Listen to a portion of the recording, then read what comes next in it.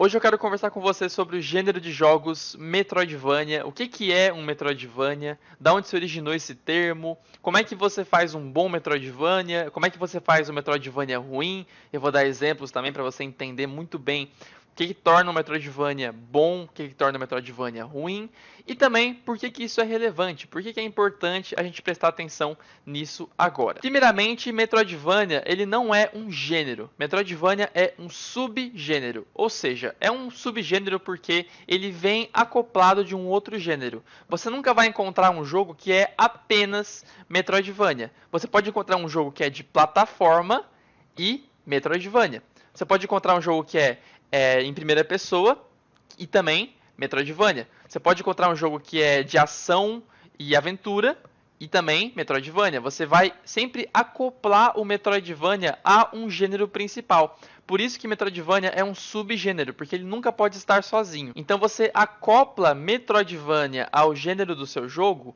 quando você tem upgrades, melhorias, alguma coisa que você aprende ou alguma coisa que você adquire ao longo do jogo que lhe permite entrar em novas áreas, coisas que você não podia fazer antes, e também para jogos que tenham um mapa interconectado, um mundo semi-aberto. Como assim um mundo semi-aberto? Vamos supor que você tem um mapa inteiro que você, entre aspas, pode acessar qualquer área quando você quiser, né? Porque essa é a categoria de um mundo aberto. Você pode ir aonde você quiser, quando você quiser.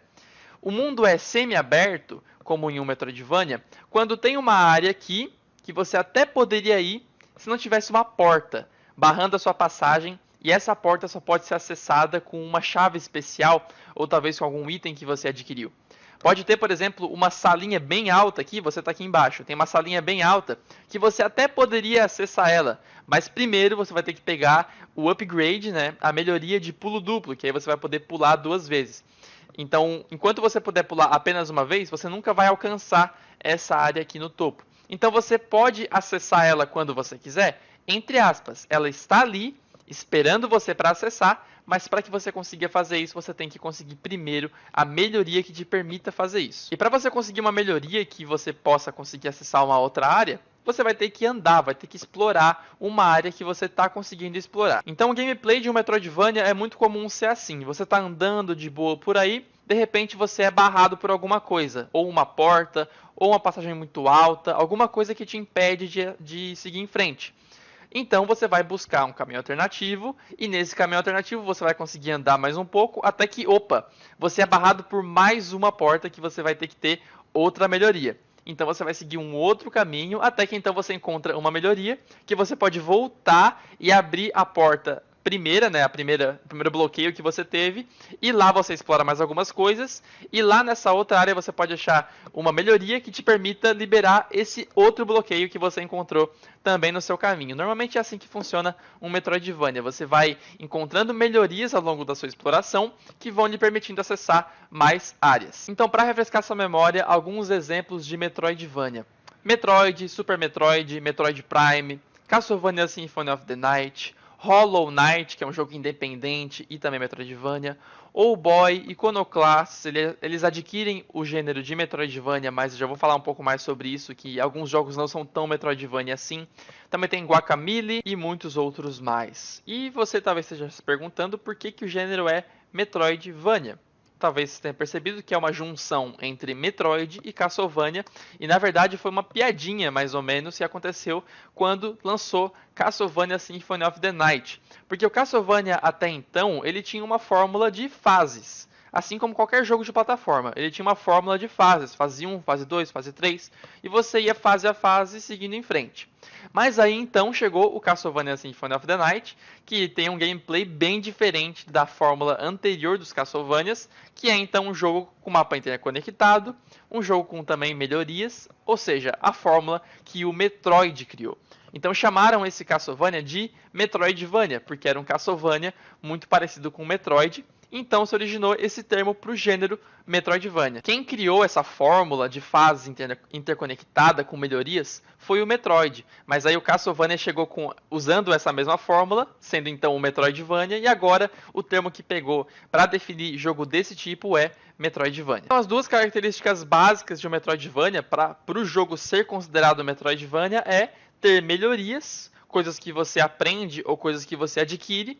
Você pode realmente pegar um item numa área, que é, por exemplo, a bota de pulo duplo. Você pegou essa bota, agora você consegue dar pulo duplo. Mas pode acontecer também de você chegar em uma área e você aprender a usar uma coisa que você não sabia fazer antes.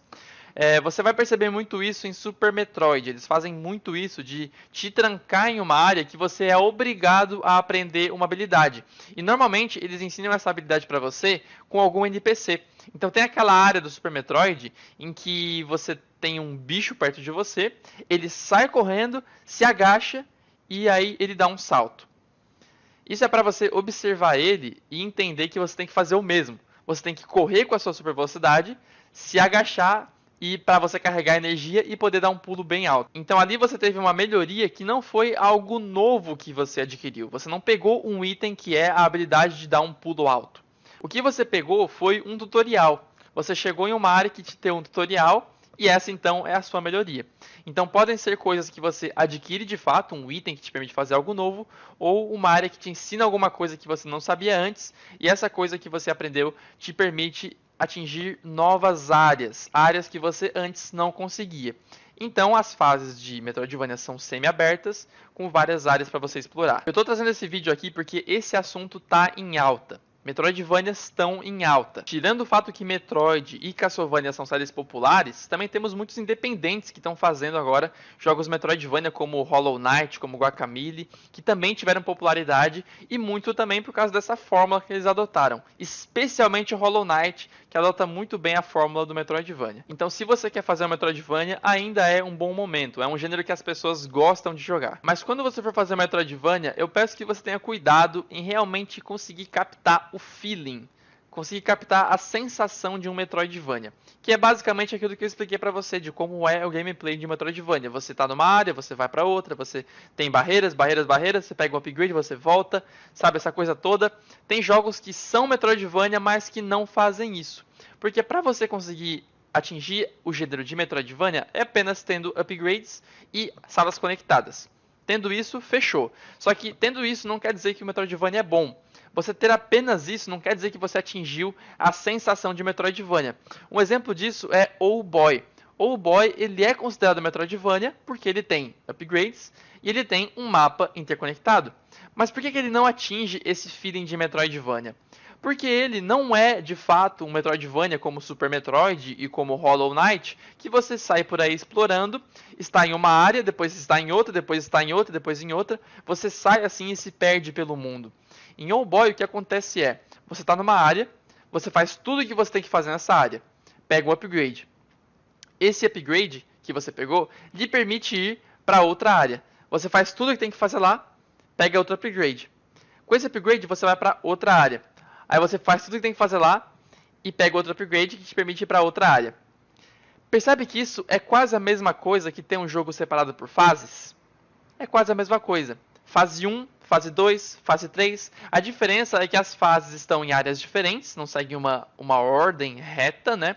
E também você tem que encontrar ela. É apenas isso a diferença. O que bons Metroidvanias fazem é te passar uma sensação de que você está perdido.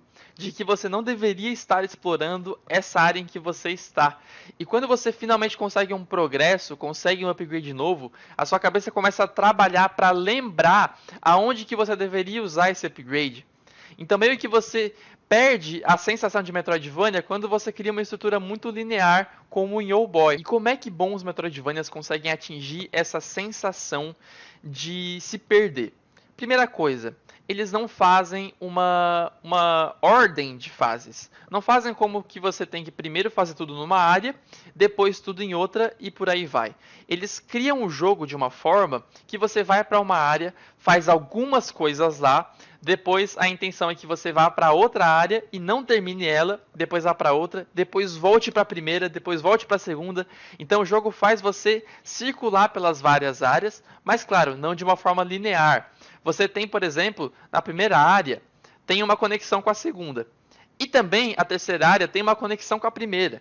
Então você vai realmente explorando. E em muitos casos, o item que você pegou na segunda área não necessariamente tem que ser usado na terceira. você pode precisar ter que voltar para a primeira área para usar lá o item, entende? Então assim ele vai fazendo você circular pelas várias áreas, e isso já cria uma sensação muito melhor de Metroidvania. Um segundo elemento muito importante para você conseguir passar essa sensação de Metroidvania é você fornecer caminhos alternativos para o jogador.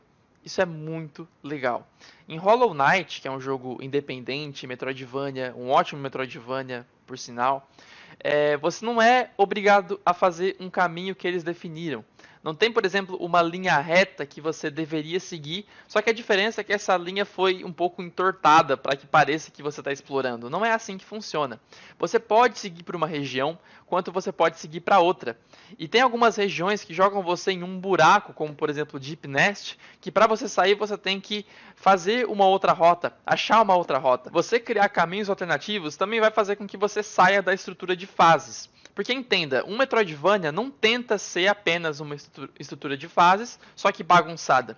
Não é como se aqui tivesse a fase 1, aqui a fase 2, aqui a fase 3.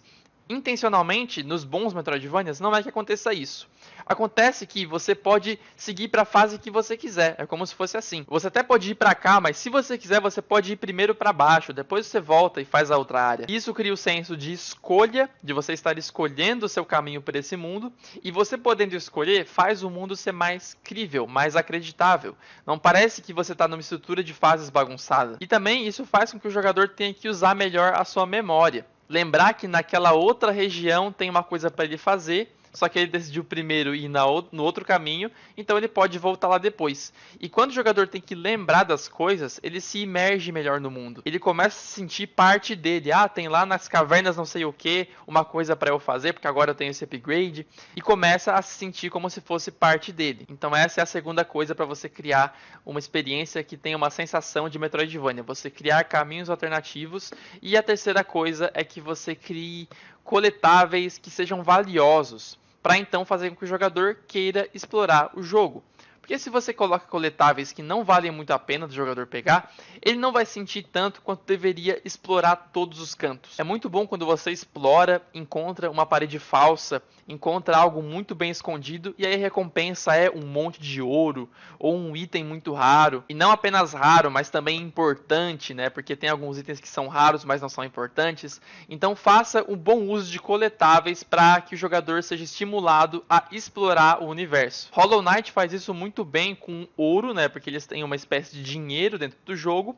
E esse dinheiro você pode encontrar em baixas quantidades ou em altas quantidades. Então às vezes você vai explorar uma área, encontra algo muito bem escondido e acha um monte de ouro. E isso é muito bom, é muito legal. O jogo tem também vários itens que você equipa no seu personagem para adquirir habilidades novas. Então são itens além das melhorias que o jogo dá, são itens mais para o combate, como por exemplo, mais velocidade no ataque, mais alcance. Então você pode encontrar esses itens também explorando, que é uma recompensa muito boa. E Hollow Knight também esconde upgrades de arma, então você pode pegar um minério que numa certa quantidade você pode levar para um ferreiro que ele vai melhorar a sua arma. Então são recompensas muito boas que realmente estimulam o jogador a explorar. Super Metroid faz isso escondendo melhorias do tanque. Por exemplo, você pode pegar um tanque de energia que aumenta a sua vida máxima. Você pode pegar um item que aumenta o máximo de mísseis que você pode carregar, que também são ótimas recompensas que realmente o jogador sente como que valeu a pena ele procurar bastante. E Old Boy não faz isso muito bem. Esse vídeo não é uma crítica a Old Boy, tá? Eu não gosto de Old Boy, mas eu tô usando ele como um exemplo de elementos ruins de Metroidvania. Na minha opinião, é claro. Na minha opinião, os itens que você encontra por explorar Old Boy não valem a pena. Eles são anéis que você coleta e você pode então comprar itens. Mas a diferença é que esses anéis, eles não são como o dinheiro em Hollow Knight. Como é que é o dinheiro em Hollow Knight? Você ganha dinheiro por matar inimigos e também por minerar, né? Você explora algumas áreas que tem alguns montes de dinheiro, você quebra eles e você pega esse dinheiro para você. Um ponto muito importante sobre isso é que você pode deixar passar alguns dinheiros. Você pode deixar passar alguns inimigos sem matar. Você pode deixar passar alguns dinheiros sem pegar. Ou seja, o jogo não espera que você pegue todos. Agora, em Old Boy, os anéis, eles esperam que você pegue todos. Então, não é como um dinheiro que você, se deixar passar um pouquinho numa área, você pode pegar mais depois. Não. Para você poder comprar todos os itens do jogo, você tem que pegar todos os anéis. E por que eu não acho os anéis muito bons? Primeiro, porque as recompensas não são muito boas. Algumas recompensas iniciais são muito legais, como por exemplo melhorias para as armas dos personagens. Isso realmente faz com que o jogo fique mais divertido e você sente bem que como se estivesse evoluindo. O meu grande problema é com a última melhoria. O jogo ele tem um sistema de evasão que você aperta um botão e você desvia para o lado, né? Você aperta um botão e uma direção que ele vai desviar para a direção que você apertar. O grande ponto dessa evasão, desse movimento de desviar, é que ele não fica invencível durante alguns frames, como acontece em muitos jogos. Quando você tem um sistema de rolar em jogos como Dark Souls, como Enter the Gungeon, você fica um tempo invencível para que você possa rolar então e evitar alguns ataques. Então o que acontece nesses jogos é que você muitas vezes desvia em direção ao ataque, em vez de desviar para fora do ataque. Por exemplo, Dark Souls é muito recomendado que você desvie para dentro de um ataque. Então, por exemplo, está aqui o inimigo, está aqui você. Ele vai atacar você. Você não vai desviar para trás, para evitar o ataque, para evitar totalmente a colisão. Você vai desviar para frente, porque aí você desvia e durante o ataque você está invencível. E aí quando termina o ataque do inimigo e você desviou com sucesso, você vai estar bem coladinho dele para poder meter espadada. Mesma coisa em Enter the Gungeon. Tá vindo uma bala para trás de você, você desvia para dentro dela para que você fique mais perto do inimigo para você poder ter uma mira melhor nele e poder atirar e matar o inimigo. No caso de Oldboy, você não pode fazer isso, porque a sua evasão não tem frames de invencibilidade. Então, se tem um ataque vindo em você, você desvia para dentro dele, você vai levar dano. Você tem que desviar para fora dele. Isso é um problema inicialmente para mim, porque eu já estou muito acostumado em desviar para dentro de ataques. Porque todo jogo que tem uma evasão tem alguns frames de invencibilidade. E eu não consegui me acostumar a desviar para fora de ataques. Ao longo do jogo inteiro eu me desviei para dentro de ataques, levei uns danos à toa. Mas enfim, esse não é o problema. O problema é que o último item de Oldboy é um item que te permite frames de invencibilidade. Então você agora pode desviar para dentro de projéteis porque você vai estar invencível por alguns frames.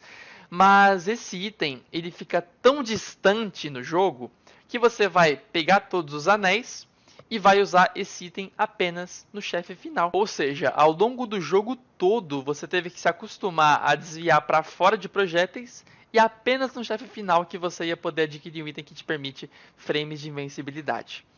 Não vale a pena. Eu já terminei o chefe final e não é necessário que você pegue esse item para passar dele. Esse item seria bem-vindo muito mais cedo no jogo, mas então da forma que foi colocado, não faz você sentir que vale a pena pegar todos os anéis. Outro problema desses anéis do Oldboy é que eles são muito difíceis de encontrar. Porque o máximo que ele faz é falar para você quantos faltam pegar em cada área. Ia ser muito bom se o penúltimo item, ou se chegando perto do final do jogo, você adquirisse algum item que fosse tipo um radar, que começa a apitar perto de anéis, ou que mostra no mapa onde é que estão os anéis. Porque é claro, o jogo não fez isso para estimular que você explore, mas não é muito divertido explorar em Oldboy, porque você tem apenas esse item para encontrar e alguns outros que não valem muito a pena. Então o que eu fiz foi ver quantos anéis faltavam para eu conseguir. Daí eu fiquei muito triste que faltavam alguns ainda, eu ia ter que olhar o mapa todo. E eu pensei assim, nossa, que tédio que vai ser andar por todo o mapa de novo. Eu não pensei, que legal, vou ter que explorar, sabe? Uma sensação que não deveria acontecer. Então eu pesquisei qual é o item final para saber se valia a pena eu ter o trabalho. Mas aí eu encontrei qual é o item final, percebi que era aquilo que eu te expliquei e não valia a pena. Não valia a pena eu ter todo aquele trabalho apenas para conseguir um item que eu ia usar só pro chefe final. Então, o Oldboy não fez um bom trabalho com os itens que ele esconde, com as melhorias além das melhorias, né? Porque além de melhorias que Metroidvanias tem, é muito comum ter alguns itens opcionais que você adquire explorando, para estimular a exploração, como os tanques de energia do Super Metroid, como os minérios do Hollow Knight. Tem também no Guacamelee nele as melhorias do Raid Meter, né, da barrinha de Raid e também de vida. Você adquire alguns itens que você pode aumentar o máximo das suas barras. E esses itens opcionais são para você explorar, para estimular a exploração. Isso é muito importante em Metroidvanias. Você tem que estimular ao máximo a exploração para o jogador ter vontade de andar pelo mundo e olhar todo canto possível. Isso, então, na minha opinião, é o que faz o Metroidvania ser bom ou o que faz o Metroidvania ser ruim. Então, para fechar, vamos resumir. Para você fazer um Metroidvania bom, você tem que criar no jogador um senso de estar perdido, colocando então caminhos alternativos para ele andar por todo o mapa. Você pode colocar também uma forma que ele vai da área 1 para a área 2, para a área 3, de volta para a área 1, depois para a área 4, para ele ir andando em várias áreas e sentir que está realmente explorando o universo. Evite ao máximo fazer uma estrutura como o Boy, por exemplo. Faz aqui tudo, depois faz aqui tudo, depois faz aqui tudo, de forma que você raramente volta para uma área anterior. E também crie bons itens secundários para que o jogador queira explorar. E vale a pena você estudar isso porque Metroidvanias estão em alta, tem vários independentes Metroidvanias lançando, então é um gênero que as pessoas gostam de jogar. Espera só um pouquinho antes de fechar o vídeo, eu quero convidar você para assistir gratuitamente o primeiro módulo do curso Metroidvania. O curso Metroidvania é um curso que eu desenvolvi que ensina você a programar um Metroidvania completo no Construct 2 ou no Construct 3. Esse primeiro módulo que eu te ofereço gratuitamente agora, pelo link que tem aqui no card ou na descrição, você vai programar um personagem completo, que vai atirar, vai mirar em outras direções, ele vai saltar, ele vai trocar animação para várias animações diferentes, vai fazer som, e com uma programação muito bem organizada, que você pode aplicar em qualquer jogo que você desenvolver. Esse primeiro módulo é gratuito, então clica aqui, se inscreve e eu vejo você lá.